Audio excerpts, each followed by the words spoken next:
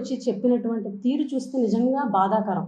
ఎందుకనంటే తను తప్పిపోయిందని చెప్పి కంప్లైంట్ ఇచ్చిన తర్వాత పోలీసులు పట్టించుకోలేదు, కనీస విచారణ చేయలేదు అనడానికి నిదర్శనం ఏంటి అని అంటే 6 రోజుల తర్వాత పురుగులతో కూడినటువంటి తన్మయి శవం ఆ చుట్టుపక్కల దొరకడం. అంటే కనీసం పోలీసులు వెతకడానికి కూడా ప్రయత్నం చేయలేదు అన్నది సుస్పష్టం.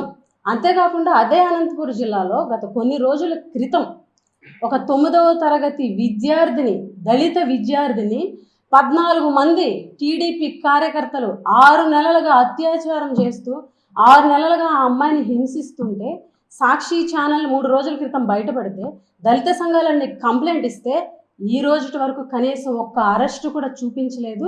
అంతేకాకుండా ఎవరైతే నిందితులు ఉన్నారో, ఎవరైతే 14 మంది టీడీపీ కార్యకర్తలు ఉన్నారో ఈరోజు రోడ్డు మీద తిరిగేటువంటి పరిస్థితి ఉంది. అంటే అసలు ఈ రాష్ట్రంలో మహిళలకి రక్షణ ఉందా? బాలికలకు రక్షణ ఉందా? ఈరోజు స్కూల్కి వెళ్ళినా, కాలేజ్కి వెళ్ళినా, ఆఫీస్కి వెళ్ళినా, ఇంటి బయట ఆడుకున్నా కూడా ఆడపిల్లలకి రక్షణ లేనటువంటి దుస్థితి ఈ కూటమి ప్రభుత్వంలో ఉందని చెప్పి ఈ సందర్భంగా తెలియజేస్తున్నాం. మనకి స్వాతంత్రం వచ్చి 70 సంవత్సరాలు దాటింది. ఒక మాట చెప్తుంటారు పెద్దలు, అర్ధరాత్రి 12 తర్వాత ఆడపిల్ల తిరిగినప్పుడే నిజమైన స్వాతంత్రం వచ్చినట్టని పెద్దలు చెప్తూ ఉండారు. కానీ ఈరోజు ఈ రాష్ట్రంలో ఈ కూటమి ప్రభుత్వంలో పట్టపగలే ఆడపిల్లలు తిరగడానికి భయపడేటువంటి పరిస్థితుల్ని, దుస్థితుల్ని ఈ ప్రభుత్వం కల్పించిందని చెప్పేసి ఈరోజు మీ అందరికీ కూడా తెలియజేస్తున్నాం. ఈ టాపిక్స్ అన్నీ డైవర్ట్ చేయడానికి ఈ సంవత్సర పరిపాలన వాళ్ళ వైఫల్యం చెందారు. ఈ దుర్ఘటనలు, మహిళల మీద జరుగుతున్నటువంటి అఘాయిత్యాలు ఈరోజు తెరపైకి వచ్చాయి. వాటిని డిస్కస్ చేయకూడదని చెప్పేసి ఈరోజు ఒక సీనియర్ జర్నలిస్ట్ డిబేట్లో భాగంగా ఆయన మాట్లాడితే ఆయన వ్యాఖ్యలను తెర మీదకి తీసుకొచ్చి దాన్ని రాజకీయ రంగు పొలుముతూ జగన్మోహన్ రెడ్డి గారి మీద, ఈరోజు భారతమ్మ గారి మీద ఆపాదిస్తూ నీచ రాజకీయాలు చేస్తున్నారు. కేవలం డైవర్షన్ పాలిటిక్స్ మాత్రమే. ఈరోజు కొమ్మినేని గారిని అరెస్ట్ చేశారు. 70 సంవత్సరాలు దాటినటువంటి ఒక సీనియర్ జర్నలిస్ట్, ఆంధ్రప్రదేశ్లో అన్ని సంస్థల్లో కూడా మ్యాక్సిమం అన్ని సంస్థల్లో పనిచేసినటువంటి నిజాయితీ గల ఒక సీనియర్ జర్నలిస్ట్ని ఆయన వయసు కూడా చూడకుండా ఈరోజు అరెస్ట్ చేయడం, కనీసం ఆయన ఎక్కడా వ్యాఖ్యలు చేయలేదు. ఆ వ్యాఖ్యల్ని ఆయన నివారించడం జరిగింది. అంతేకాకుండా ఈరోజు ఈ అంశాన్ని వైఎస్ఆర్ కాంగ్రెస్ పార్టీ మీద, జగన్మోహన్ రెడ్డి గారి మీద, భారతీ గారి మీద, భారతమ్మ మీద ఈరోజు ఆపాదించేటువంటి ప్రయత్నం. వైఎస్ఆర్ కాంగ్రెస్ పార్టీ ఆల్రెడీ చెప్పింది, ఇది ఖచ్చితంగా సమర్థనీయం కాదని. దీన్ని మేము ఖండిస్తున్నామని చెప్పేసి వైఎస్ఆర్ కాంగ్రెస్ పార్టీ ప్రకటన చేసింది, సాక్షి ప్రకటన చేసింది. అదేవిధంగా కొమ్మినేని గారు సారీ చెప్పారు, కృష్ణరాజు గారు సారీ చెప్పారు. అయినా కూడా ఇవన్నీ అనవసరం. ఆ అంశాన్ని తీసుకొచ్చి ఎలా డైవర్షన్ పాలిటిక్స్ చేయాలి, ఎలా జగన్మోహన్ రెడ్డి గారిని ఇందులోకి ఇరికించాలి, ఎలా భారతమ్మ గారిని విమర్శించాలి. ఈరోజు వీళ్ళు మాట్లాడతారు ఆత్మగౌరవం, మహిళల మనోభావాలు, మహిళల ఆత్మగౌరవం అని చెప్పి ఈ అంశాన్ని తెర మీద తీసుకొచ్చి భారతమ్మ గారిని ఈరోజు రోడ్డు మీద తీసుకొచ్చి మీరు ఇష్టం వచ్చినట్టు ట్రోల్ చేస్తున్నారే, మరి అది మహిళల మనోభావాలు దెబ్బతీసినట్టు కాదా? ఆవిడ ఆత్మగౌరవాన్ని దెబ్బతీసినట్టు కాదా? అంటే మహిళల మనోభావాలు అంటే మీకు అనుకూలంగా ఉంటే మనోభావాలు, మీకు అనుకూలంగా ఉంటే ఆత్మగౌరవం. ఈరోజు రాష్ట్రంలో అసలు పోలీసు యంత్రాంగం పనిచేస్తుందా లేదా, అసలు ఈ ప్రభుత్వంలో అసలు పౌరులకి రక్షణ ఉందా లేదా కూడా తెలియనటువంటి పరిస్థితి. అసలు ఈ ప్రభుత్వంలో ప్రజల నుంచి ఫిర్యాదులు స్వీకరించి, అదేవిధంగా ఫిర్యాదులు స్వీకరించి ఈ రాష్ట్రంలో కేసుల మీద అదుపు చేయడానికి అసలు పోలీసు యంత్రాంగం పనిచేస్తుందా? నిఘా వ్యవస్థను పటిష్టం చేసుకొని, ఇంటెలిజెన్స్ని పటిష్టపరుచుకొని వీటన్నిటిని నివారించడానికి అసలు పోలీసు యంత్రాంగానికి, ప్రభుత్వానికి అసలు చిత్తశుద్ధి ఉందా? అటువంటి ప్రయత్నం ఏమైనా చేశారా? ఇలాంటివి నివారించడానికి పోలీసు యంత్రాంగం చేసినటువంటి ప్రయత్నం ఏంటి? నిజంగా నివారించడానికి ప్రయత్నం చేస్తే, వాళ్ళకి ఆ శ్రద్ధే ఉంటే ఈరోజు ఎందుకు ఇన్ని అఘాయిత్యాలు జరుగుతున్నాయి, ఎందుకు ఇన్ని నేరాలు జరుగుతున్నాయి అని చెప్పి మేము ప్రశ్నిస్తున్నాం. నిజాయితీగా గుండె మీద చేసుకొని ఈ రాష్ట్రంలో జరుగుతున్నటువంటి అఘాయిత్యాల మీద, ఈ రాష్ట్రంలో చిన్నపిల్లల మీద జరుగుతున్నటువంటి దాడుల మీద, మహిళల మీద జరుగుతున్నటువంటి అత్యాచారాల మీద ఇవి ఎలా అరికట్టాలి అని చెప్పి ఒక్క సమీక్ష అయినా సరే నిజాయితీగా చేశారా అని చెప్పి మిమ్మల్ని ప్రశ్నిస్తున్నాం. ఈరోజు ఎవ్వరికీ కూడా రక్షణ లేకుండా పోయింది. కేవలం మీ ప్రభుత్వంలో రాజకీయ కక్షలు, అక్రమ కేసులు, అక్రమంగా జైల్లో పెట్టడం, కూటమి పార్టీలు తప్ప మిగిలిన పార్టీలు ఎవరూ కూడా ఈ రాష్ట్రంలో ఉండకూడదు, ప్రతిపక్షాలనే ఉండకూడదు, మాట్లాడే ప్రతి ఒక్కరి మీద అక్రమ కేసు, గట్టిగా ప్రశ్నించే ప్రతి ఒక్కరి మీద అక్రమ కేసు పెట్టడం, జైల్లో పెట్టడం, ఐపీఎస్ల మీద కేసులు పెట్టేస్తారు, ఐఏఎస్ల మీద కేసులు పెట్టేస్తారు, జర్నలిస్టుల మీద కేసులు పెట్టేస్తారు, మీడియా వ్యవస్థల మీద కేసులు పెడతారు, ప్రశ్నించిన ప్రతి ఒక్కరి మీద కేసులు పెడతారు. అంటే ప్రతిపక్షం ఉండకూడదు, ప్రతిపక్ష మీడియా ఉండకూడదు, అసలు మిమ్మల్ని ప్రశ్నించకూడదు, మిమ్మల్ని నిలదీయకూడదు, మీ ప్రభుత్వంలో జరిగేటువంటి తప్పుల్ని ఎవరూ కూడా ప్రశ్నించకూడదు. ఇది ఎలా ఉంది అని అంటే ఒక ఆటవిక పాలనని ఈరోజు అద్దం పడుతుంది, ఒక ఆటవిక రాజ్యానికి, ఒక ఆటవిక పాలనకి అద్దం పడుతుంది. ఈరోజు మీరు ఇచ్చిన హామీలు ఏమైనాయి, మీరు చెప్పినటువంటి సూపర్ 6 ఏమైంది? ఈరోజు మహిళల గురించి మనోభావాలు, ఆత్మగౌరవం, మహిళల్ని కించపరిచారని అంటున్నారే, అసలు మీరు మహిళలకు ఇచ్చినటువంటి హామీలపై అసలు శ్రద్ధ ఉందా? మహిళా అభ్యున్నతి మీద మీకు శ్రద్ధ ఉందా? మహిళా సాధికారత మీద మీకు శ్రద్ధ ఉందా? ఈరోజు మహిళలకి మీరు చెప్పినటువంటి ఏవైతే ఉందో అమ్మక వందనం కానీ, బస్సు ఫ్రీ కానీ, మహిళల గురించి మీరు చేసినటువంటి ఏ హామీ అయినా సరే ఈరోజు అవి నెరవేర్చి వాళ్ళకి ఆర్థికంగా ఒక భరోసా ఇద్దామన్న ఒక ఆలోచన ఉందా? లేదు. కేవలం వెన్నుపోటు, ప్రజలందరికీ వెన్నుపోటు. అసలు మీ ప్రభుత్వంలో నిజాయితీ లేదు, మీ ప్రభుత్వంలో లా అండ్ ఆర్డర్ లేదు, అసలు మీ ప్రభుత్వంలో సేఫ్టీ లేదు, మీ ప్రభుత్వంలో చిత్తశుద్ధి లేదు. వెన్నుపోటు తప్ప ప్రజలకు మంచి చేయాలన్న చిత్తశుద్ధి మీ ప్రభుత్వానికి లేదు. ఈరోజు హోంమంత్రి గారు వచ్చి ఏమంటారంటే తన చేతిలో లాఠీ లేదని, అలాగే తన చేతిలోని తుపాకీ లేదని, నేనేం చేయాలని పూర్తిగా బాధ్యతలు వదిలేసి కేవలం ప్రెస్ మీట్లకు, ఛానళ్ళ బయట్లకు, బూతులకు, అహంకారపూరితమైనటువంటి మాటలకు మాత్రమే పరిమితమైన ఒక అసమర్థమైన హోంమంత్రి మీరు. ఎందుకనంటే మీరు హోంమంత్రి అయిన తర్వాత ఈ సంవత్సర కాలంలో ఎన్ని అఘాయిత్యాలు ఆడపిల్లల మీద జరిగాయి, ఎన్ని నేరాలు జరిగాయి, ఎన్ని ఘోరాలు జరిగాయి, ఎవరి మీద మీరు యాక్షన్ తీసుకుంటున్నారు? కనీసం ఈరోజు మైనర్ బాలికల మీద ఎంత దారుణమైనటువంటి సంఘటనలు జరుగుతుంటే, ఆడపిల్లల మీద ఎంత దారుణమైనటువంటి దుర్ఘటనలు జరుగుతుంటే కనీసం ఆ కుటుంబాన్ని పరామర్శించేటువంటి ప్రయత్నం మీరు చేశారా? పైగా మీరేం మాట్లాడతారు? ఈరోజు సడన్గా ఈవిడ మాటల్లో మహిళల మనోభావాలు, మహిళల ఆత్మగౌరవం ముందాగా మాట్లాడాలి, ఇటువంటి మాటలు మాట్లాడుతున్నారు. అసలు హోంమంత్రి అనిత గారు, మీరు గతంలో చేసినటువంటి వ్యాఖ్యలు మీకు గుర్తున్నాయో లేదో, ఈరోజు రాష్ట్రంలో ఉన్నటువంటి ప్రతి ఒక్కరి సెల్లో కూడా మీరు విజయమ్మ గారిని ఉద్దేశించి, మీరు భారతమ్మ గారిని ఉద్దేశించి ఎంత నీచంగా, ఎంత దారుణంగా ఎలక్షన్ ముందు మాట్లాడారో ప్రతి ఒక్కరికి కూడా తెలుసు. మీరు చేసిన తప్పే కదా, మరి వాళ్ళు మహిళలు కదా, మా ఆత్మగౌరవం ఉండదా, మనోభావాలు దెబ్బతీయవా?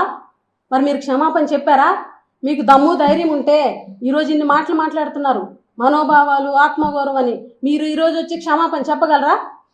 ఆ ధైర్యం ఉందా? ఈరోజు ఆడపిల్లల మీద ఈ అఘాయిత్యాలు జరుగుతుంటే కనీసం సమీక్ష పెట్టి అవి నివారించాలన్న ఆలోచన ఉందా? ఈరోజు అందులో జరిగినటువంటి డిబేట్లో జరిగినటువంటి వ్యాఖ్యలను తీసుకొచ్చి జగన్మోహన్ రెడ్డి గారి మీద, భారతి మేడం గారి మీద నెపం నెట్టేసి క్షమాపణ చెప్పాలట. నేను ఒకటే సూటిగా ప్రశ్నిస్తున్నా, మీ పార్టీలో ఎంతమంది నాయకులు మహిళల మీద, మహిళా ప్రజాప్రతినిధుల మీద ఎంత నీచంగా మాట్లాడారు? వాళ్ళందరి మీద మీరు చర్యలు తీసుకొని మీరు, మీ పార్టీ అధినాయకులు క్షమాపణ చెప్పగలరా? అయ్యన్న పాత్రుడు గారు సుచరిత గారిని ఉద్దేశించి, మహిళలను ఉద్దేశించి ఎంత కించపరిచి మాట్లాడారు. అలాగే బండారు సత్యనారాయణ మూర్తి గారు పెందుర్తి, ఆయన ఎంత దారుణంగా మాట్లాడారు రోజా గారిని ఉద్దేశించి. తర్వాత చేబ్రోలు కిరణ్ అనే వ్యక్తి రోజా గారి గురించి ఎంత నీచంగా మాట్లాడాడు. అదే చేబ్రోలు కిరణ్ అనే వ్యక్తి భారతి మేడంను ఉద్దేశించి, భారతమ్మను ఉద్దేశించి ఎంత నీచంగా మాట్లాడాడు. మీ ఐటీడీపీ వ్యక్తే కదా, ఆ ఐటీడీపీని ముందుకు తీసుకెళ్లే పెద్ద శక్తి ఎవరు? మీరు వాళ్ళతో క్షమాపణ చెప్పించగలరా? చెప్పారా? మీ పార్టీయే కదా. చంద్రబాబు నాయుడు గారు క్షమాపణ చెప్పారా? లోకేష్ గారు క్షమాపణ చెప్పారా? లేదా మీరు క్షమాపణ చెప్పారా? నెల్లూరు జిల్లాకు సంబంధించినటువంటి ఆనం వెంకటరామరెడ్డి గారు, ఆయన ఎంత దారుణంగా రోజా గారి గురించి నిస్సిగ్గుగా అసలు మాట్లాడలేం మేమైతే, అంత దారుణమైనటువంటి మాటలు మాట్లాడారు. అలాగే సీమరాజు అనే వ్యక్తి రోజా గారిని ఉద్దేశించి, మహిళా ప్రజాప్రతిని ఉద్దేశించి ఆవిడ ఒక మంత్రిని కూడా చేయకుండా ఎంత దారుణంగా మాట్లాడారండి. వాళ్ళందరితో మీరు క్షమాపణ చెప్పించగలరా? మీ అధినాయకత్వంతో వీళ్ళందరూ చేసినటువంటి వ్యాఖ్యలకి. మీరు ఈ రాష్ట్రంలో కేవలం మీరు హోంమంత్రి అయిన తర్వాత ఎంతసేపు జగన్మోహన్ రెడ్డి గారి మీద పడి ఏడవడం, డైవర్షన్ పాలిటిక్స్ చేయడం, జగన్ గారిని ఎంతసేపు తిట్టడం, జగన్మోహన్ రెడ్డి గారి ప్రభుత్వాన్ని తిట్టడం తప్ప మీరు హోంమంత్రిగా ఈ రాష్ట్రంలో చేసింది ఏమీ లేదు. ఒక్కసారి లా అండ్ ఆర్డర్ విషయంలో, పోలీస్ వ్యవస్థ విషయంలో, అసలు మీ పనితీరు విషయంలో మీరెంత ఫెయిల్యూర్ అయ్యారన్నది మీకు తెలుసో లేదో. మీ చంద్రబాబు నాయుడు గారు కూడా, ముఖ్యమంత్రి గారు కూడా ర్యాంక్ ఇచ్చారు కదా, ఒకసారి చెక్ చేసుకోండి. అవన్నీ మానేసి ఇన్ని అఘాయిత్యాలు జరిగితే అవి పట్టించుకోరు. ఎవరో చేసిన వ్యాఖ్యల్ని జగన్మోహన్ రెడ్డి గారికి, భారతమ్మ గారికి ఆపాదిస్తున్నారు. మొన్న జరిగినటువంటి సింహాచలం సంఘటన గురించి మాట్లాడుతున్నారు. మీరే పర్యవేక్షించారు, మీరే సమీక్షించారు, మీరే దగ్గరుండి మీటింగ్ పెట్టి మీ ఆధ్వర్యంలో జరిగినటువంటి కార్యక్రమానికి సంబంధించి గోడ కూలి, ప్రభుత్వ నిర్లక్ష్యం వల్ల గోడ కూలి భక్తులు చనిపోతే మీరు బహిరంగ క్షమాపణ చెప్పారా? మీరే కదా కారణం, మీ సమీక్షే కదా జరిగింది, మీరే కదా ముందు దాని మీద మొత్తం రివ్యూ చేశారు, దగ్గరుండి పర్యవేక్షణ చేశారు. అంతా మేము చూసుకుంటాం, ఎంతమంది భక్తులైనా రండిని మీరే కదా ఆ రోజు ప్రకటించారు. కనీసం భక్తులు చనిపోతే, 6 నుంచి 7 మంది భక్తులు చనిపోతే ముఖ్యమంత్రి గారు కానీ, ఉప ముఖ్యమంత్రి గారు కానీ, లోకేష్ గారు కానీ కనీసం పరామర్శించడానికి వచ్చారా? రాలేదు. ఎందుకనంటే అక్కడికి వచ్చిన జగన్మోహన్ రెడ్డి గారిని విమర్శించడానికి అంశం లేదు, అందుకే రాలేదు. మరి మీ వల్ల జరిగినటువంటి దుర్ఘటన కదా, మీ వల్ల అంతమంది భక్తులు చనిపోయారు కదా, మీరు ఎందుకు బహిరంగ క్షమాపణ చెప్పలేదు? చంద్రబాబు నాయుడు గారు కానీ, మీ ప్రభుత్వ పెద్దలు కానీ ఎందుకు క్షమాపణ చెప్పలేదు? ఈరోజు నిన్న మీరు ప్రెస్ మీట్ పెడితే ఒక మైనర్ బాలిక మీద నిన్న అత్యాచారం జరిగింది, కనీసం మీరు పట్టించుకున్నారా? కనీసం ఆ పాపను పరామర్శించారా? మీ జిల్లాలో ఎన్ని దుర్ఘటనలు జరుగుతున్నాయి, మా జిల్లాలో ఎన్ని దుర్ఘటనలు జరిగినాయి? ఉత్తరాంధ్రలో మహిళల మీద అఘాయిత్యాలు జరిగినా, చిన్నపిల్లల మీద అఘాయిత్యాలు జరిగినా, చిన్నపిల్లలు 2-3 ఏళ్ళ పిల్లల మీద అఘాయిత్యాలు జరిగినా కనీసం పట్టించుకున్నారా? మీరు కనీసం పరామర్శించారా? ఆ కుటుంబాలకు భరోసా ఇచ్చారా? ఈరోజు ఇన్ని అఘాయిత్యాలు జరగడానికి, ఇన్ని దారుణాలు జరగడానికి ఈ రాష్ట్రంలో గంజాయి విచ్చలవిడిగా ఎక్కడ పడితే అక్కడ దొరుకుతుంది. మీ ప్రభుత్వం ఏర్పడిన వెంటనే కొద్ది రోజుల్లోనే మంత్రి లోకేష్ గారి ఆధ్వర్యంలో, ఆయన అధ్యక్షతన ఒక సబ్ కమిటీ మీటింగ్ పెట్టి అందులో మీరందరూ హోంమంత్రి, మిగిలిన women and child welfare minister, మీరందరూ సభ్యులుగా ఉన్న సబ్ కమిటీలో స్వయంగా లోకేష్ గారు హోంమంత్రిగా మీరు ఇచ్చినటువంటి స్టేట్మెంట్ ఏంటి? 100 రోజుల్లో గంజాయిని నిర్మూలిస్తాము. 1 ఇయర్ అయింది, మీరు ఎక్కడ నిర్మూలించారు? ఎంత విచ్చలవిడిగా గంజాయి అనేది గ్రామ స్థాయిలో కూడా ఈరోజు వచ్చిందో వెళ్దామా, చూద్దామా? 8th 9th క్లాస్ పిల్లలు కూడా ఈరోజు గంజాయిని కన్జ్యూమ్ చేస్తున్నారు. మొన్న నేను ఉమలక్ష్మీపురం మండలంలోని జర్న పంచాయతీలో చిన్నవంకదవర అనే ఒక గ్రామానికి నేను పరామర్శకు వెళ్తే ఆ గ్రామంలో ఉన్నటువంటి కుర్రోళ్ళు చెప్తున్నారు, గంజాయి చాలా దారుణంగా దొరుకుతుంది, మా ఊళ్ళో పిల్లలు గంజాయి బారిన పడుతున్నారని పెద్దలు చెప్పి వాపోతున్నారు. అంటే ఒక గిరిజన, మారుమూల గిరిజన ప్రాంతానికి కూడా అంత విచ్చలవిడిగా గంజాయి వస్తుందని అంటే ఇది ప్రభుత్వ వైఫల్యం కాదా? హోంమంత్రిగా మీరు ఫెయిల్యూర్ అవ్వలేదా? నేరాలు అరికట్టడానికి మీ యంత్రాంగం పనిచేయదు, కానీ కక్షపూరితమైనటువంటి చర్యలు చేయడానికి, ప్రభుత్వాన్ని ప్రశ్నించిన వాళ్ళ గొంతు నొక్కడానికి మాత్రం మొత్తం యంత్రాంగం అంతా దిగిపోద్ది, మొత్తం పోలీస్ వ్యవస్థ అంతా దిగిపోద్ది. ప్రజాప్రతినిధులుగా పెద్ద పెద్ద స్థాయిలో పనిచేసిన వాళ్ళు కూడా ఏ తప్పు చేయకుండా అక్రమ కేసులు పెట్టి ఎక్కడో పక్క రాష్ట్రాల్లో ఉంటే వెతికి మరీ పట్టుకొని వచ్చి తీసుకొచ్చి అరెస్ట్ చేస్తున్నారే, అదే భయం ఎక్కడున్నా, నేరస్తులు అనేవాళ్ళు ఎక్కడున్నా, ఏ రాష్ట్రమైనా, ఏ దేశం వెళ్ళినా కూడా పట్టుకొని ప్రభుత్వం శిక్షిస్తుంది అన్న నమ్మకాన్ని మీరు కలిగించుంటే ఈరోజు ఇన్ని నేరాలు జరిగేవా? ఇన్ని నేరాలు జరుగుతూ ఉండేవా? రోజు రోజుకి నేరాలు కూడా ఎందుకు పెరుగుతున్నాయి? రోజుకి 70 మంది మహిళల మీద, ఆడపిల్లల మీద, రోజుకి 70 మంది అంటే గంటకి సుమారుగా 3 మీద అఘాయిత్యాలు జరుగుతుంది. మీరు ఏం చేస్తున్నారు? మీ ప్రభుత్వం ఏం చేస్తుంది? ఇది ప్రభుత్వ వైఫల్యం కాదా? హోంమంత్రిగా మీ వైఫల్యం కాదా? ముఖ్యమంత్రి చంద్రబాబు నాయుడు గారి వైఫల్యం కాదా? ఈ ప్రభుత్వం ఏర్పడిన మరుక్షణం నుంచి ఈ ప్రభుత్వమే, చంద్రబాబు నాయుడు గారే దగ్గరుండి హింసను ఎంకరేజ్ చేస్తుంటే ఇలాంటి పరిణామాలు కాకపోతే ఇంకేం జరుగుతాయి? ఈరోజు రాష్ట్రంలో ప్రజలకి పోలీస్ వ్యవస్థ మీద నమ్మకం లేదు. ఎందుకనంటే పోలీస్ స్టేషన్కి వెళ్ళినా న్యాయం జరుగుతుంది అన్న నమ్మకాన్ని మీ ప్రభుత్వం కల్పించలేకపోయింది. దానికి నిదర్శనమే ఈరోజు ఈ తన్మయ్యకి సంబంధించినటువంటి సంఘటన. పేరెంట్స్ ప్రెస్ మీట్ ముందుకొచ్చి మరీ వాపోయారు. మేము వెళ్ళి చెప్పి మా పాపని సో అండ్ సో పలానా వాళ్ళు ఈ అనుమానితులు బండి మీద తీసుకెళ్లారని చెప్పినా కూడా కనీసం పట్టించుకోలేదు, కనీసం వెతకలేదు.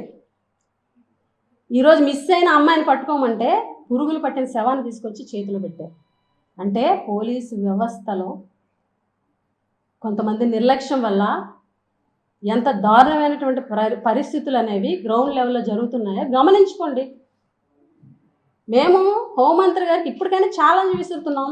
మీరు మహిళల మనోభావాలు, మహిళల ఆత్మగౌరవం, మహిళా అభ్యున్నతి అని మాట్లాడుతున్నారు కదా, ఆడబిడ్డనిది అని మీరు ఎలక్షన్ ముందు చెప్పారు. చంద్రబాబు నాయుడు గారి మీద ఒత్తిడి తీసుకొచ్చి వెంటనే ఆడబిడ్డ నిధిని అమలు చేయించండి, అప్పుడు ఒప్పుకుంటాం. అలాగే తల్లికి వందనం చంద్రబాబు నాయుడు గారికి చెప్పి మహిళలకు ఇప్పించండి, ఉచిత బస్సు అమల్లో పెట్టించండి, మీ సూపర్ 6లను అమల్లో పెట్టించండి. మహిళా అభ్యున్నతి అంటే జగన్మోహన్ రెడ్డి గారి ప్రభుత్వంలో పుట్టిన బిడ్డ నుంచి 50-60 ఏళ్ల ముసలోళ్ళ వరకు ఆడవాళ్ళకి ప్రతి దశలో కూడా ఏదో ఒక పథక రూపంలో ఆర్థికంగా ఆదుకునే వాళ్ళని ఒక మెట్టెక్కించేటువంటి ప్రయత్నం చేశారు జగన్మోహన్ రెడ్డి గారు. దాదాపు 11 పథకాలు ఓన్లీ మహిళల కోసమే కేటాయించారు. ఈ రాష్ట్రంలో నామినేటెడ్ పదవులు కానీ నామినేటెడ్ వర్కుల్లో కానీ 50% రిజర్వేషన్ కల్పించినటువంటి ఏకైక ముఖ్యమంత్రి వైఎస్ జగన్మోహన్ రెడ్డి గారు. వాలంటీర్లు 2,65,000 మంది ఉంటే అందులో 53 నుంచి 55% మహిళలే. 1,60,000 మంది సచివాలయ ఉద్యోగస్తులు ఉంటే అందులో 50% పైన మహిళలే. ఈ రాష్ట్రంలో 13 జడ్పీ చైర్మన్లు ఉంటే దాదాపు 7 మహిళలే. మున్సిపల్ చైర్మన్లు, వైస్ చైర్మన్లు, జడ్పీటీసీలు, ఎంపీటీసీలు, సర్పంచ్లు అన్నిటిలో కూడా 50% పైన మహిళలకి ఇచ్చినటువంటి ఘనత జగన్మోహన్ రెడ్డి గారిది. కార్పొరేషన్ పదవుల్లో డైరెక్టర్లు కూడా 50% కన్నా ఎక్కువ. రాష్ట్రంలో మహిళా డిప్యూటీ సీఎంకి అవకాశం ఇచ్చారు, మహిళా హోంమంత్రికి అవకాశం ఇచ్చారు జగన్మోహన్ రెడ్డి గారు. మహిళలకి పెద్దపీట వేసి వాళ్ళ అభ్యున్నతికి, మహిళా సాధికారతకి ఎక్కువ కృషి చేసింది గత ముఖ్యమంత్రి వైఎస్ జగన్మోహన్ రెడ్డి గారు మాత్రమే. ఈ రాష్ట్రంలో మహిళలకి ఇళ్ల పట్టాలు ఇచ్చి ఒక్కొక్క ఇళ్ల పట్ట అక్కడ ప్లేస్ని బట్టి 6 లక్షల నుంచి 16 లక్షలు విలువ చేసి ఇళ్ల పట్ట వాళ్ళ పేరు మీద వాళ్ళకు ఒక ఆస్తిలాగా ఇచ్చినటువంటి ముఖ్యమంత్రి జగన్మోహన్ రెడ్డి గారు. ఈరోజు అటువంటి జగన్మోహన్ రెడ్డి గారి మీద మీరు మాట్లాడుతున్నారు. మహిళా పక్షపాతి ఎవరు? జగన్మోహన్ రెడ్డి గారా లేకపోతే మీరా? ఈరోజు మహిళలకు ఇస్తామన్న పథకాలని పక్కన పెట్టి చెయ్యకుండా మభ్యపెట్టి అరచేతిలో స్వర్గం చూపిస్తున్నటువంటి ప్రభుత్వం మీది కాదా? ఇప్పటికైనా మేము చెప్పేది ఒకటే, ప్రజల రక్షణ మీద దృష్టి పెట్టండి, మహిళల రక్షణ మీద దృష్టి పెట్టండి, ఆడపిల్లల రక్షణ మీద దృష్టి పెట్టండి. చిన్నపిల్లలు ఇటువంటి అఘాయిత్యాల బారిన ఎక్కువ పడేది ఈరోజు చిన్న పిల్లలు. కడుపు తరుక్కుపోతుంది చూస్తుంటే. ఇప్పటికైనా పాలన మీద దృష్టి పెట్టి పోలీస్ వ్యవస్థని మీ రాజకీయ అవసరాల కోసం కాకుండా, మీ రెడ్ బుక్ రాజ్యాంగ అమలు కోసం కాకుండా, రెడ్ బుక్ రాజ్యాంగంలోని అంశాల మీద దృష్టి కాకుండా ప్రజల శ్రేయస్సు కోసం, ప్రజల రక్షణ కోసం, ఆడపిల్లల రక్షణ కోసం పనిచేయాలని మీకు సూచిస్తున్నాం. ఇప్పటికైనా తీరు మార్చుకోండి. ఈ డైవర్షన్ పాలిటిక్స్ పక్కన పెట్టి ప్రజలకు ఏం మంచి చేయాలి, ప్రజలకు ఏం మేలు చేయాలన్న దాని మీద దృష్టి పెట్టండి.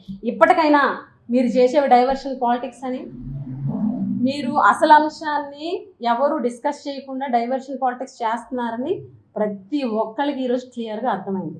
ఎవరు గమనించట్లేదు, మమ్మల్ని ఎవరు పట్టించుకోవట్లేదు అని అనుకుంటే అది మీ పొరపాటు. ప్రజలు ప్రతిదీ గమనిస్తున్నారు.